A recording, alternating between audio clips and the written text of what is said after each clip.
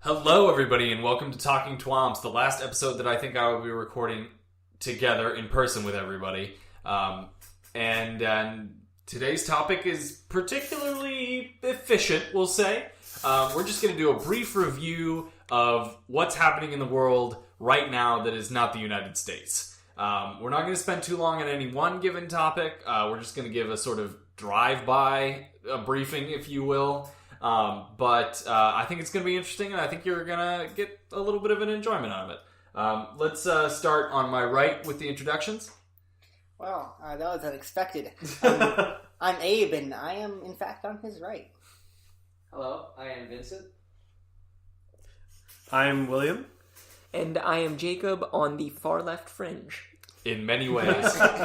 Alright, so as I said, it's going to be sort of a drive-by review of what's happening right now in the world as of the 8th of May, 2019.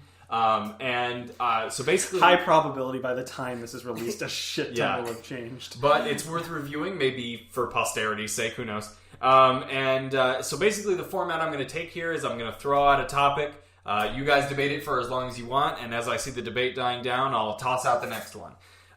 So, the first one on the list, Venezuela. As our listeners are probably aware, being as they were able to find this podcast,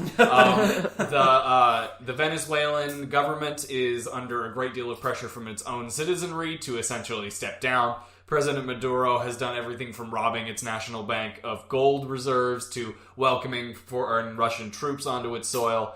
And now there's a whole new development that is, I think, worth discussing. So, anybody want to jump on that? So Venezuela, we did actually discuss a while ago, like a very long time ago before this crisis really got out of hand, when it was really just an economic crisis of extreme inflation. Truly aggressive hyperinflation. That has since gotten worse, which is really the root cause of all these problems, is that Venezuela cannot control its own economy. People are literally starving in the streets. And the government is basically trying to fix this by rigging elections and cracking down with military force. So it's a shit show is the best way to describe it, not to mention the fact that President Maduro has repeatedly said that, this is the fault of the United States. He's blaming it totally outward. We have the interim president now who is a member of the majority in the National Assembly. Juan Guaido. Yeah, I was not going to be able to pronounce that, so thank you, Jacob, who is claiming himself to be the rightful president and urging members of the Venezuelan military to defect. Yeah, so I want to say, and the U.S. has declared its support for Juan Guaido. This is a coup. Juan Guaido was never a candidate for president of Venezuela. His party isn't even the largest opposition party in the Venezuelan parliament. He is effectively on the national stage in Venezuela because he declared himself interim president and the U.S. took his word for it. Now, I'm not saying Maduro should remain in power. He clearly needs to go, and he's been rigging elections for as long as he's been in office. But I really liked the stance of Mexico on the Venezuelan elections, which was that Juan Guaido wasn't the legitimate president. There's just no way he can claim to be. What they do need to do is allow international observers to enter the country immediately and hold new elections. I think that's also the perspective of the European Union as well. Yeah. That's highly implausible, though. That would just not happen. I mean, is it any... I think you're right. Maduro's probably not going to hold new elections, but a coup isn't really a better alternative, It's more practical. Well, but it's going to systemically undermine any remaining democratic norms in the country, which, granted, there aren't too many, but it's not great for the stability of the country. Yeah, if the U.S. should have learned anything and actually I saw an article about this, there have been nearly 160 violent transitions of power since 1900 in South America as a whole. Of those, 42 were U.S.-backed, and none of them led to a regime which was stable to this day. So I think we should have learned our lesson by now on coups. Unfortunately, though, I do have to agree with this. It is the most expeditious way to solve the problem, and it seems really to be now the only way. Because you need to have somebody in Venezuela claiming to be the legitimate authority in this matter and actually pull the Venezuelan military. Because I highly doubt any observer, especially in the Western world, really wants to militarily intervene to overthrow Maduro. I just don't think that is politically It's going to plausible. be a proxy war with Russia. It's a mess with no good solutions is basically what it is. So that's Venezuela, a mess with no good solutions. I think an apt summary. Wait. What? Did anything ever happen to their Bitcoin back? No. The petro. Yeah, no, that's just inflating too. Good, As they just pump more oil to try to stabilize their economy, Yeah, which sounds about right. isn't working. So, Venezuela, a mess with no good solutions. That takes us to our other Spanish-speaking country on the map for today. Some would say the Spanish-speaking country. Spain. So, Spain just recently had its newest round of national elections, which led to, some would say, pretty interesting results, all things considered.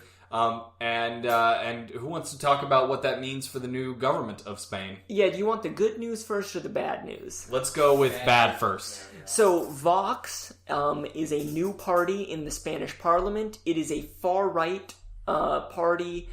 It is the first far-right party to enter national Spanish politics since the downfall of the Franco regime in the late 70s. And for those who may not be following Spanish history, Franco was A Spanish dictator for a period of about 50 years, I believe.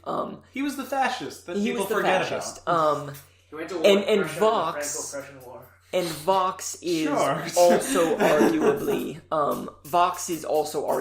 a fascist party. The good news, though, is that Spain's Conservative Party, which was deeply corrupt, it was revealed that not only had their prime minister been taking bribes, but he had been giving bribes as well. He had been on both ends of that kind of transaction. bribe give and take, if you will. Yeah. The Conservative Party has not only left government, but has fallen to third in the polls behind a new populist right party that is not the fascist government. They're kind of a center populist party. And the Socialist Party, which is the center-left party in Spain, has entered into government in a minority government with the far-left Podemos party. And they'll be getting confidence and supply from the Catalan National Party. Can you draw any parallels from like Marine Le Pen's rise to power in all this? Well, it does certainly speak to the rising wave of right-wing populism and nationalism that is across Europe that we've seen over the past while in Germany, in France, in the Netherlands, in Denmark, Poland, to a certain extent. Poland is slightly different. Italy is probably, I would think, the most similar, however, because a lot of this right-wing populism in Spain has arisen from the sheer number of refugees crossing into Spain.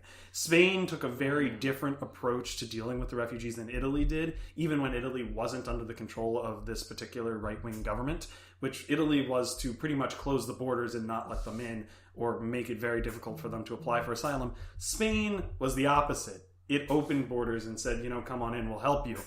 And we're seeing a bit of backlash of this, as I can certainly say. Vox's rhetoric certainly speaks to this strong distrust of these foreigners coming in from North Africa.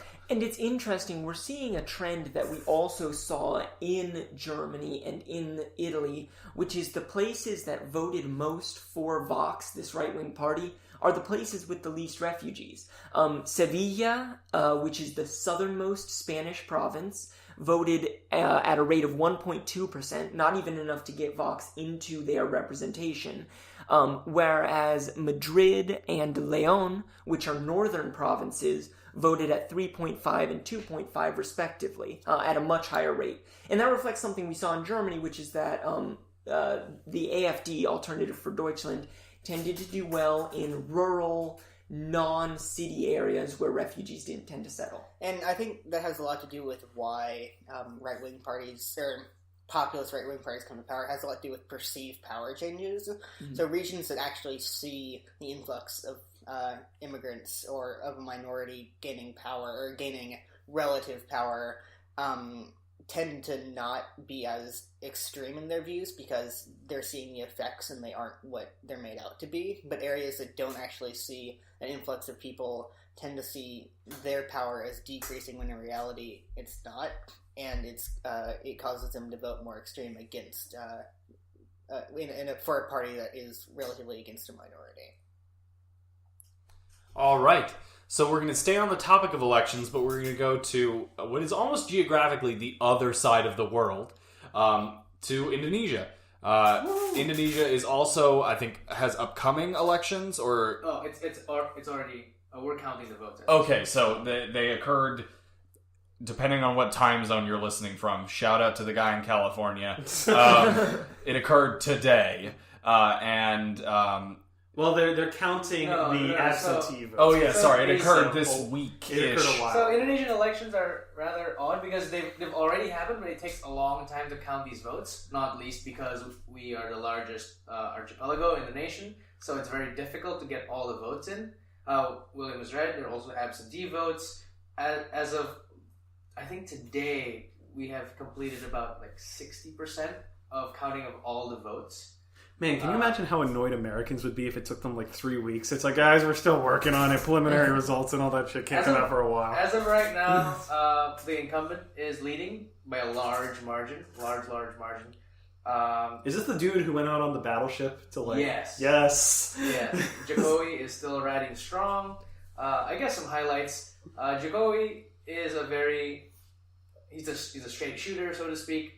He did bring on a very high Muslim figure, I suppose, to assuage any concerns that Jokowi is, not Muslim enough, or that he would abolish religion and, fake news of that matter, which have been really spreading in Indonesian circles. The other guy, Prabowo, is rumored to be linked to the 98 riots in Jakarta and in Indonesia. Specifically, he is linked. I don't want to say whether or not he actually is the perpetrator, but he is linked to a lot of violence against Chinese Indonesians, and so for a lot of people, it's in bad taste. His partner is also the current vice governor of Jakarta. Not a very good pairing there. Was not very popular. So at the end of the day, it's kind of obvious why they lost. Now, Vince, I'm not very informed in Indonesian politics, but I know there's been discussion of moving the capital. How do you think that's played a role in the elections, or how will the elections play a role in that? I don't know whether that will affect the elections, but it is a very interesting topic. And it's because, I find it interesting because Jakarta, or Batavia at the time, wasn't really meant, it was Batavia during the Dutch, but that was capital mainly because it's a very big port city. It was never really meant to be the final capital city area. Sukarno, the founding father, didn't even think that Jakarta would last this long. So there have been talks about moving it to the central island. So it is literally central in the middle of all the other islands. Because right now where Jakarta is, it's very, very much to the west, and so if we want to bring Papua into the loop, because Papua is probably our least developed area, if we bring the capital closer, things might change there. And I think it's in line because Jokowi has been largely pushing for infrastructure changes in Papua to have to pave roads, to make bridges, to put in phone lines, so forth and so on. So I think it's an interesting topic, but I think economically Jakarta will still be the powerhouse, our capital city right now. I think moving it is just a good way to disperse population, I think. Okay, so a fresh and yet somehow familiar start for Indonesia. We're going to stay... now we're going to actually pick up a topic that is a little bit more broadly applicable across the world, but is somewhat sobering for this podcast, and that is the recent rash of extremist attacks across the world. The two that stick most violently in my mind are the shooting in New Zealand at the mosque, and then the bombings at the churches in Sri Lanka on Easter Sunday. What do we all think of this? What does it reflect? And maybe what does it mean for security, not only in the U.S. but everywhere moving forward? I think it's probably easier to pin a source, if you will, on the Sri Lanka bombings because it clearly was inspired at least somewhat by ISIS. I believe ISIS even claimed responsibility for it. if I'm recalling correctly. So it's a bit easier to identify the direct source of that. It's specifically Islamic extremism that's kind of, I don't want to say payback, but kind of retribution from terrorist elements in the Middle East for basically the fall, if you will, of the caliphate that is ISIS, because they really have now completely lost control of any meaningful territory in the Middle East. Although I do want to note that this wasn't like, for instance, a lot of the terrorist attacks that the U.S. are familiar with, it's foreign nationals or people who were descendants of immigrants from the Middle East or other areas who then perpetrated what we perceive as terrorist attacks. In Sri Lanka, there was an already extant Muslim minority which has, in the past, not had the best treatment from the government. And I think that's what we're seeing in India and Sri Lanka both, is these populations which are already existing are kind of... some more homegrown issues. It's homegrown, but it is definitely inspired by the rise of ISIS. It's kind of giving elements that would otherwise just be disaffected something to rally around. On the flip side of the coin, though, New Zealand was against a Muslim community. There were shootings in mosques, and they were done by a far-right activist. And I think that both of them, in a way, play into this dynamic of the of extremism, both on the right and I don't want to say Islamic extremism, but is extreme radical. Well, radical, almost ethno-religic extremism. Yeah. So, and I mean, I would say too that even to a certain extent, you know, the attacks in New Zealand were indirectly inspired by ISIS as like kind of just a rising use of extremism and terrorist tactics against groups that you dislike or for whatever reason. So I think the important point to take away from the New Zealand attack, though, was that unlike most white nationalist or anti-immigrant attacks, which tend to be lone wolf, tend to be a single actor, this was coordinated and planned in a way that was scarily reminiscent of the organized terror of other extremist political groups. And I think it just goes to show that white nationalism and these kind of terrorist attacks in the U.S. and abroad, it's a trend that's only getting worse. So, on that rather cheery note, let's flip back to Europe and talk about a couple more things. China has recently been... Flip back to Europe. Yeah. China. has recently been pushing, as we've discussed on a couple of our episodes, something called the Belt and Road Initiative, which is... It's officially an attempt to expand trade infrastructure across Eurasia and to connect up with European markets so that it's essentially being billed as like a second Silk Road. Actually... The implication, though, is that would undercut global trade through the seas that is usually seen as U.S. control. And, perhaps more importantly, many of the projects of the Belt and Road Initiative have been leveraged against poorer countries by China to buy up port cities, to buy up national debt, national control. And also severely influence the domestic politics of that country by basically threatening to pull out those loans. Exactly. So, Pakistan's a big example. Yeah, Pakistan, Sri Lanka, the Maldives even have been pulled into this. Mm-hmm.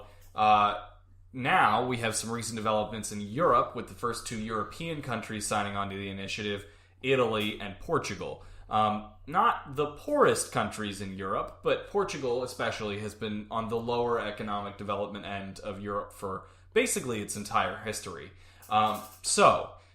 With that in mind, what does this mean for European economic and even national security, and what has been the backlash? I think it's in part a push away from U.S. control, where U.S. has largely been dominant in Western Europe since the Cold War, but has begun a trend of decreasing their influence over there since Trump was elected, and I think this is a response, may in part be a response to that. Still needing reliance, these countries are turning to a source that's willing to give it to them. I think we have to be careful, though, about treating both of those countries as identical cases, because I think they're actually very individual. Portugal is a honestly the ideal example of the benefits of the European Union, if you will. At the time of its accession to the European Union, Portugal's GDP per capita was about half the European Union average. Since then, it's gotten up to about 80%. That's about a percentage point increase per year since accession, which is incredible economic growth. Italy, on the other hand, especially in recent years, has seen stagnation and recession. Italy is actually currently in a recession. This is a push to try to basically benefit itself by getting new avenues of revenue and trade income. Italy pays more into the European Union than it receives. So Italy has got a really negative opinion of the EU right now that probably Portugal does not have the same way. Do we know why Italy's in a recession? Poor economic management, unstable government, every problem that you can imagine. Mostly the unstable government and changing economic policy radically over the course of the last 5 years. I think China has made a big gamble in extending their Belt and Road Initiative to 2 EU members, and I think it was a mistake. I don't think it's going to pay off. China's influence policies, both in East Asia and increasingly in Africa, depend on having governments that have a degree of a wiggle room when it comes to public perception. For instance, a lot of the dictatorships in Africa, they can accede to Chinese political demands pretty easily without much of their population having a say in it, because they're not particularly democratic. Portugal and Italy, I'm sure right now their populations are saying, sure, take this money, we need the development. But the second China comes knocking for political favors, for disadvantageous trade agreements, Portugal and Italy have the EU to fall back on. They can hide under this kind of umbrella and say, no, you have no power here, basically. You have no power here. At least only to the extent that the EU can resist Chinese demands. So they could essentially respond that they have a Senate. And Yes, yeah. Okay, perfect. Awesome. Good to hear. So, staying in Europe, but shifting a little bit further eastward, Ukraine. The Ukraine. I said Ukraine. A recently, we'll say, embattled section of the former Soviet Union is, and now a stolid independent nation, has just recently had a new round of presidential elections that were almost seen as a referendum on the Ukrainian government and how it's been run. That's kind of what elections are, aren't they? Perhaps more so than other elections. More specifically, a referendum on Russia. Exactly, on Russia. So let's talk a little bit about who won, how they won, and perhaps more importantly, what that means for the Russian relationship. Okay, so I'm not even going to try to pronounce the fellow's name who won. Zelensky. Okay, that. He won, and he's an interesting candidate because he has literally no political experience except for playing a politician on a comedy. Not just a politician, though. He plays the president of Ukraine, which is experience. I don't know. For the listeners, if you've watched The West Wing, it's like us electing Martin Sheen all of a sudden. Or for those of you who are more partial to House of Cards, I guess it would be like electing Robin Wright. I don't know. Yeah, but this, like, the issue is that, like, with, you know, the characters in House of Cards, they're pretty much actively evil. In The West Wing, they're actually, like, trying to do a good job, which is why The West Wing is a better television program. Zelensky, a lot of his appeal was that he plays, at least on this television show, an honest, hardworking man who just somehow happens to get elected to the presidency of Ukraine, and he's a straight shooter, and he's honest, unlike all of the corrupt politicians. And, I mean, that's heavy, heavy parallels with the political situation in Ukraine. You know, it would be like... And it plays a lot right into his electoral promises. He's been promising reforms to get rid of corruption in Ukraine. Maybe it's more believable now, since especially the last president of Ukraine was known for being somewhat corrupt. It might be more believable that he can actually do it. Further, he's been taking a pretty negative stance on Russia. The prior president of Ukraine was as well, that's safe to say, but he's been taking actual stances against Russian influence inside Ukraine. The more joke policy that was brought up was he was going to offer, a passport and or citizenship to any Russian who wanted to defect from Russia. I don't know how likely that is, but it's a pretty bold statement to say that. It's like, your disaffected citizens, we will take wholesale because you're a terrible government. It's a provocation, which Poroshenko, the former president, was very cautious in his confrontations with Russia. He picked them carefully, and some in Ukraine argued he picked them too cautiously. He let Russia get away with things they shouldn't have. And that's something that Zelensky is, I think, hoping at least to change. All right.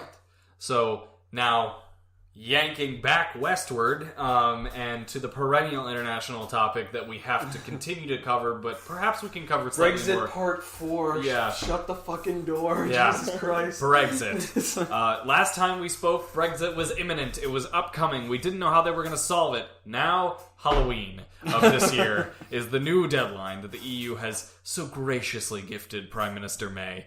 But that means that there are going to be a couple of intervening milestones and that they're going to have time to, I don't know, theoretically work out a new deal. What's up with Brexit? They'll figure out Ireland, I'm sure.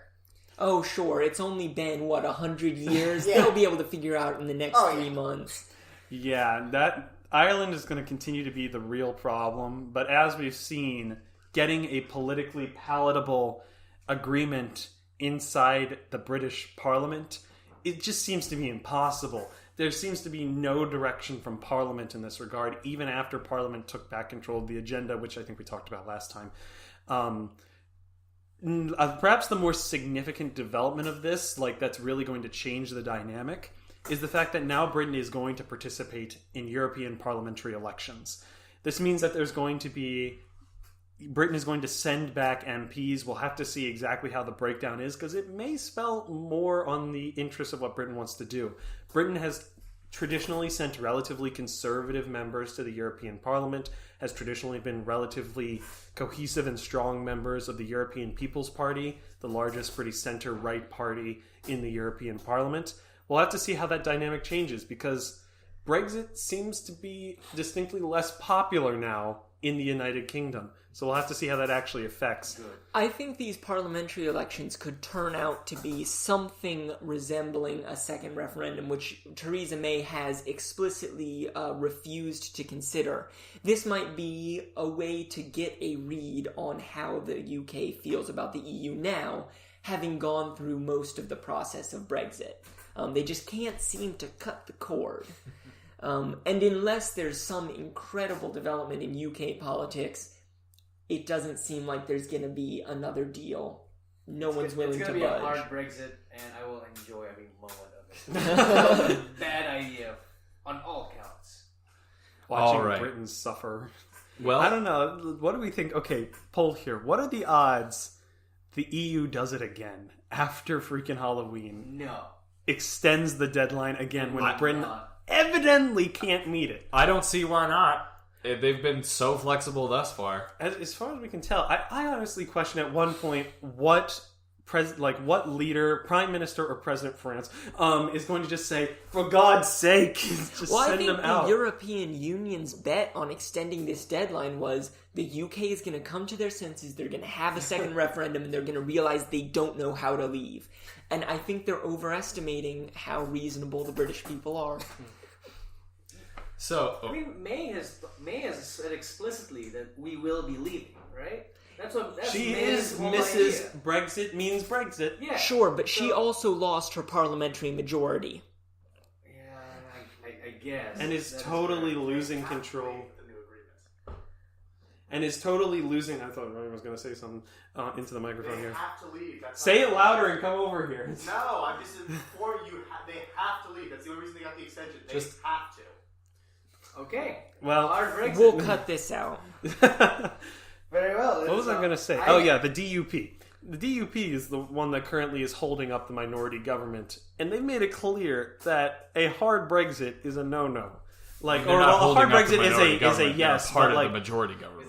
Well, no, they're not. They're a supply agreement. They did not sign a supply in a agreement. coalition. They're in the coalition. They don't have a ministerial seat, but they are a part of the coalition. Really, Yeah. that's Yes. a change. Well, they've said that they don't want a hard Brexit, but that they also don't want internal borders in the UK. And they also don't want an Irish sea border, so that begs the question, are they pro-unification? Because otherwise... I think it's important to note, though, that with the extension, they do have to leave the European Union. I think I heard that somewhere recently. Yeah, but it's an agreement with the European Commission. The fact of the matter is that the Commission can say, well, you want to change it. The fact of the matter is that the ECJ has said that at any point prior to the actual exit from the Union, Britain can revoke the Articles of Withdrawal. Mm-hmm. And it seems like, regardless of the agreement with the European Commission, that's probably going to hold true. Yep. All right, well, that ends our brief review of international politics. And as always, I'm going to toss a bit of a fun question out there for people Real quick, it's worth noting I checked the news. In that time period, 3 new countries were made. Nice. In the List period them. since Brexit? No, in the period since we started this Oh. podcast. Well, you Scotland, stole Wales, the and damn Northern thunder out of my freaking question, Abe. You've done me a real bad here. Thanks. Is that really your question? The creation of 3 new countries? No. The new question was going to be, with all of this chaos, the last thing we need is a new country. Where do you think it's going to come from? Okay, let's do it. So, I think it's still do it. mull that over. What country was made? None. None. He was joking. Abe made a joke. Oh. Remember I do a comedy podcast? Oh, that's fair. So anyway... the something snappy surviving Sodexo. Everybody mull that over. But if you've enjoyed this podcast, please consider listening to other podcasts on the podcasting network at William & Mary, which you can find on any platform that you listen to podcasts simply by typing in Podcasting Network, the @ symbol, and the capital letters W and M. And you can check out a whole variety of podcasts, from movie reviews to comedy, to all sorts of different things that hopefully match your tastes. And also, just a brief reminder, not that anything really hot take-wise came up during this podcast, but all of the opinions expressed by the contributors are the opinions of those contributors and should not be construed to be the opinions of the college or anybody who works at William & Mary. I heard Catherine Rowe wants to nuke Kaliningrad. Yes, exactly. So now, panel, we're missing a couple of countries on the map. I'm going to start on my left, and we're going to go around and discuss what country needs to be next. So I'm going to do a Soviet-era throwback. Oh, boy. There was an oblast during the Soviet period in Siberia, and it was called the Jewish Oblast. The autonomous, semi-autonomous. The semi-autonomous Jewish Oblast. The population is 1% Jewish. I'm not sure. 0.001% Jewish. It was 1% Jewish at the time. It is now 0.001% Jewish because of emigration to Israel. I want it to be an independent country, the Union of Siberia. They can take Kazakhstan too. I don't know. Even though they don't even remotely border Kazakhstan. But, all right. So we have the now fully autonomous Jewish nation in Siberia. With 0.001% of their population Exactly. being Jewish. So go ahead, William. What new country needs to fall into crisis? New country that needs to fall into crisis. My suggestion, I'm going to actually throw out 2 there. Number 1, we just need to get it over with, take the Band-Aid off, and split Belgium between France and the Netherlands. Just, get that over with, because God knows that country can't operate on its own. Number 2, we probably need to break up China a little bit, especially with their continued treatment of the ethnic minorities in China. Uyghurs? Yes. And let's not forget the Tibetans. And the Tibetans. China needs to be broken up into a couple of countries, because clearly they have shown they're not capable of treating all their citizens very fairly. Yes, and as people treat their ethnic minority nationals, they should be split up into different countries. The U.S. is we now all 30 know. countries. It also worked well in the Balkans. Exactly. So Vince, your new country that ought to be created just so that it can collapse into utter chaos. I feel like that's already happened in the past.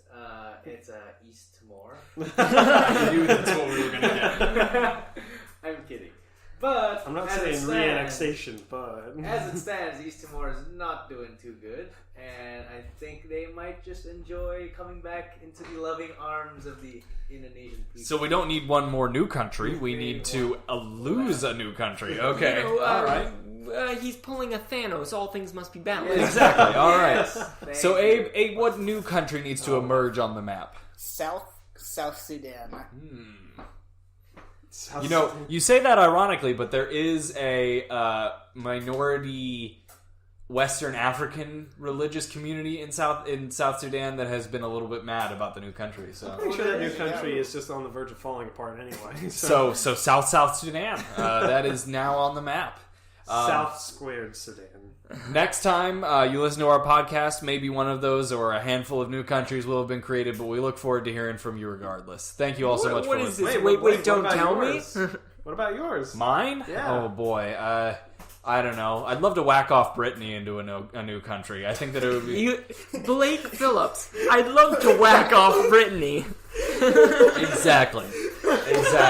Big oof right there, fellas. I think we need to. I think France has been too unified for too long, and I think that Brittany is the easiest way to peel something off. So Time for another revolution. exactly, new revolution. This time it's Brittany.